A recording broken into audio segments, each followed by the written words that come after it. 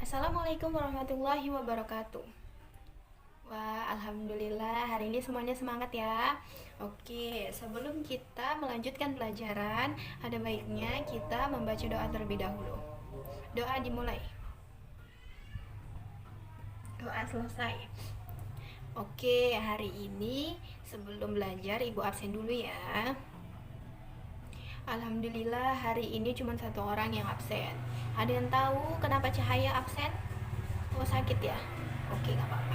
Semoga Cahaya cepat sembuh ya. Amin. Oke, akan ibu lanjutkan pelajaran kita sekarang ya.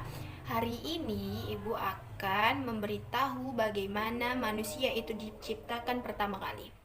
Coba sekarang ibu tanya, siapa manusia yang pertama yang ada di bumi? Siapa? Nabi Muhammad? Bukan. Nggak ada yang tahu. Manusia pertama yang ada di bumi itu adalah Nabi Adam alaihi salam.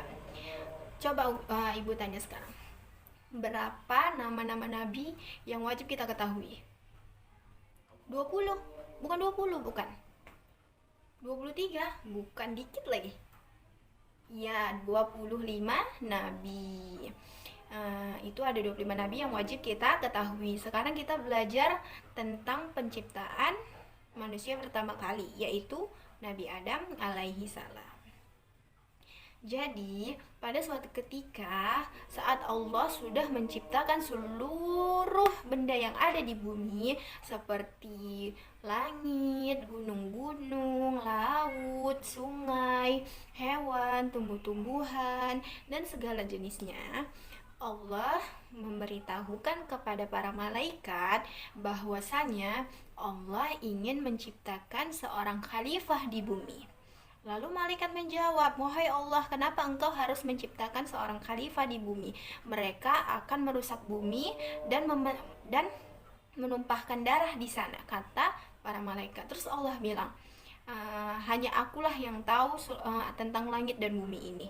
Hanya Allah yang tahu segalanya." Gitu. Jadi malaikat pun terdiam. Kemudian Allah pun menciptakan Nabi Adam alaihi salam. Nabi Adam alaihi salam diciptakan Allah dari, ada yang tahu dari mana?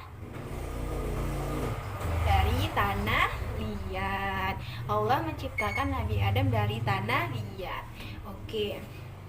Ketika Allah sudah menyempurnakan bentuk Nabi Adam alaihi salam, maka Nabi Adam pun berdiri tegak seperti manusia.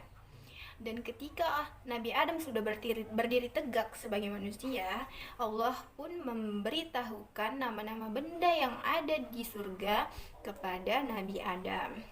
Ketika Allah sudah memberitahukan semua nama-nama benda tersebut, Allah pun bertanya kepada para malaikat, "Wahai malaikat, coba jawab pertanyaanku.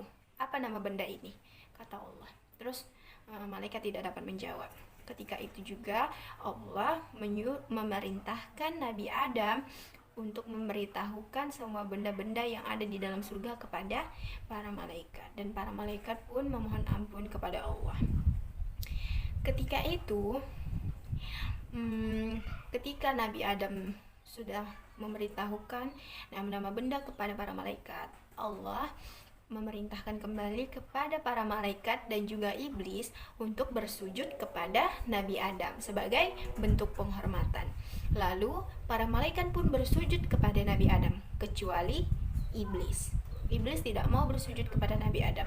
Kenapa? Karena iblis merasa dirinya itu lebih hebat daripada Nabi Adam. Iblis itu diciptakan dari apa? Kalau ada yang tahu? Iya benar, dari api. Kalau malaikat itu diciptakan dari cahaya.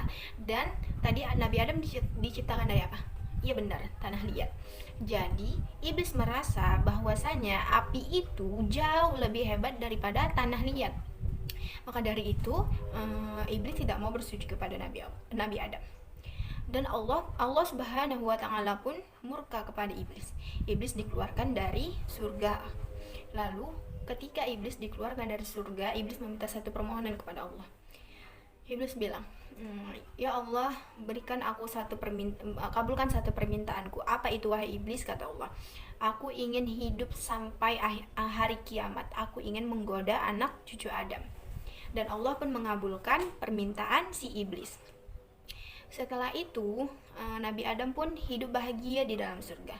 Tetapi satu hal yang dia merasa kurang, dia merasa kesepian di dalam surga seorang diri. Lalu ia pun meminta seorang teman kepada Allah, dan Allah pun menciptakan Hawa dari tulang rusuk Nabi Adam sebagai seorang istri yang akan menemaninya selama hidupnya.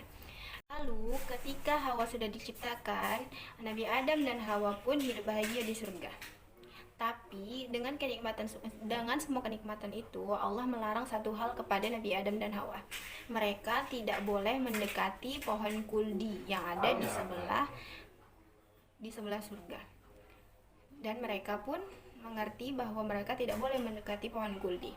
Lalu mereka pun bersenang-senang di dalam surga. Mereka menikmati semua kenikmatan yang ada di dalam surga. Tetapi tentu saja iblis tidak senang akan hal itu. Iblis melakukan semua cara untuk menyesatkan Nabi Adam.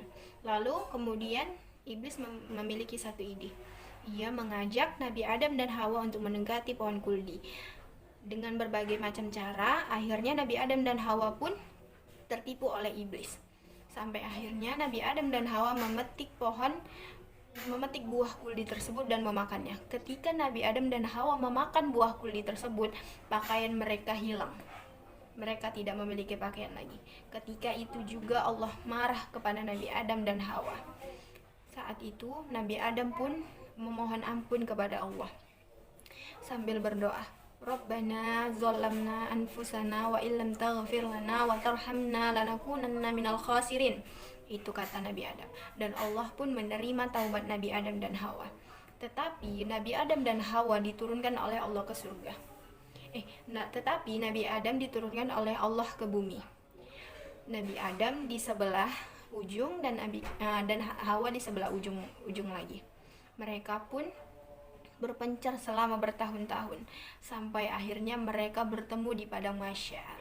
Dan ketika mereka bertemu, mereka pun tinggal bersama dan memiliki anak-anak yang kembar.